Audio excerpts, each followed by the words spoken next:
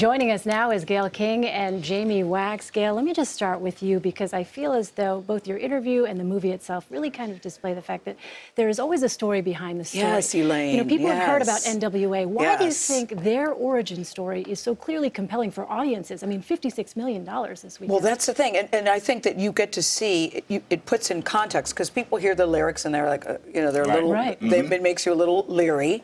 And what is this? What are they saying? And it's very scary. But when you see in context why they said what they did and why they did what they did, that's what I think is so interesting about it, for myself included. Yeah. You know, it was interesting that when the group first started and the name was NWA, and we all know what that means. If you don't, you got to Google. but Cube, and I said, what do we call you? Do we call you Mr. Cube, Mr. Ice, Mr. Jackson?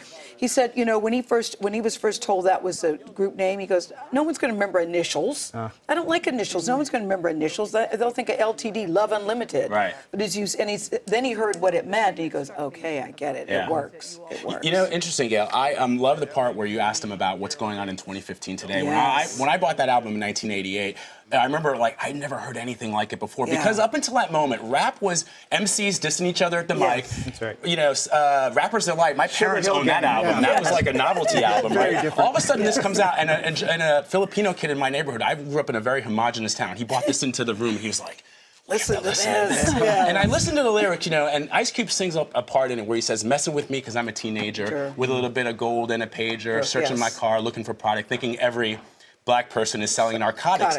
Narcotic. Exactly. That's still sort of going on today. Yes. Still relevant today. Yes, and that's the point that they're making, that, you know, it's still going on today, has been going on for some time. That's why I encourage people of all colors, all ages, after the appropriate age, to go and see it, because they said, listen, we're talking about our reality. Yeah. And they were talking to other people there. What do you see when you look out the window? We are talking about what we see when we look out our window. And I will say, the audience I saw it with here in New York this weekend was incredibly diverse. Lots of women, many races represented, all kinds of ages there, and a very, very visceral response, I would say, from everybody. Yeah, and Jamie, let me ask you about that, the marketing here, because you look at those numbers, amazing. 56 million, the nearest movie, 17 million. This was the marketing campaign. I've got to tell you, that was the memes were amazing. Look, anytime. Little baby picture, but I put myself in. That was, by the way, Jimmy Iovine told me that Beats had a big hand in that. That's right. We need to explain to people what that is. I mean, anytime a $28 million movie makes $56 million, and when they're predicting low 20s, that's what I think the industry of predicting audience for movies is just catching up with the way we watch entertainment now. But this is Dr. Dre. I'm going to tell you, this is widely acknowledged that he sat Universal Pictures down, Universal Music Group, Beats by Dr. Dre, and Apple Music, and said, listen, we all have a stake here. Let's cross-promote. And he came up with these ideas. All of these people came out of that room and did things like these memes. They said we have to have a different kind of marketing campaign. And to your point, Jamie, about the movie make it costing 28, they said they would have been happy, guys, if it had made 30 million. Wow. And so over the weekend, you know, they're charting it. You can tell by Friday night, it had, because I'm calling, how much has it made so far? By Friday night, it had made $23 million. Wow. So they knew they were onto something. But I got to say something about the son, who went to 3 acting coaches, had to audition for the part. They had other many Cubes who were in the running. Dr. Dre's son auditioned, didn't get it. Eazy-E's son auditioned, didn't get it. Wow. So they were very, very serious. He went to 3 acting coaches.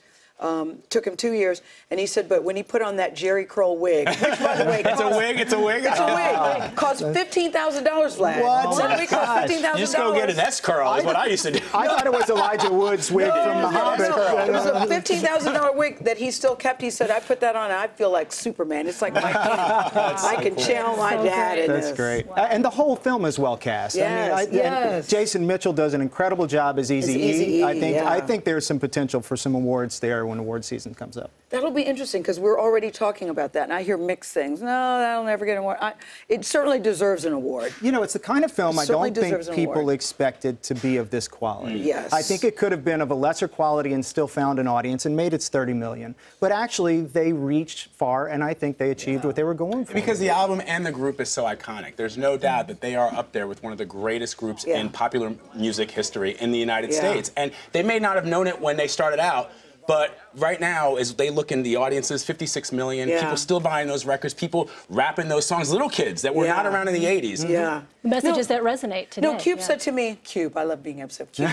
Cube said to me that he would have been happy if they had just been a local group, that people in the neighborhood knew them. They never thought that they would go global. That was never on their dream list, their wish list, because, you know, for them, rap was the New York, the East Coast. Right. So we were just happy being underground. Yes, Run DMC, he said, and Beastie Boys. Yeah. He said we would have been happy just doing it in the neighborhood. Wow. So for it to blow up the way it did, and the age range, 17 to 23, Cube was 17 years old. I know we gotta go, Gayle, but did they talk? Do we have to go? Jamie and I have to go. They're getting us a wrap. I know, but did he say anything, Cube, about Eazy-E and just sort of the tragic way that he passed away?